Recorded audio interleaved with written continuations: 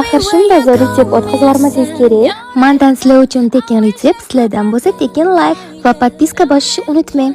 Idishimizga bismillah deb iliq sut, shakar, dro'jja solib aralashtirib oshiramiz. Ustidan 50 gram mak, 2 tuxum solib, vanilin solib aralashtirib xamir qorishni boshlaymiz. Xamirimiz yumshoqqina bo'ladi.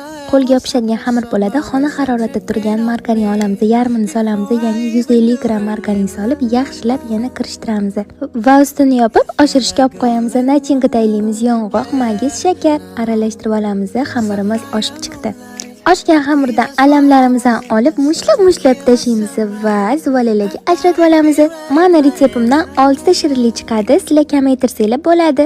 Har bir zuvalamizni shuna katta qilib yoyib, ichiga nachinkalarni solib, xuddi shunaqa qilib o'rab olamiz. Yaxshilab qarab turinglar, xuddi shu uslubda o'raysizlar.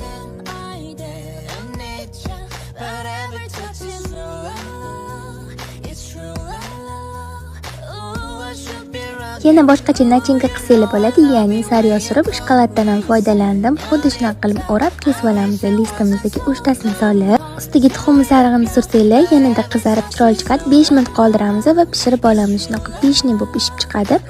Kesib bemalol tanovul qilsa, xohlasanglar asal sursanglar bo'ladi. Asal solsanglar yanada shirali, mazali bo'lib chiqadi. Yumshoqqina, momiqqina bo'lchkam tayyor. Albatta tayyorlab ko'ring. Kimga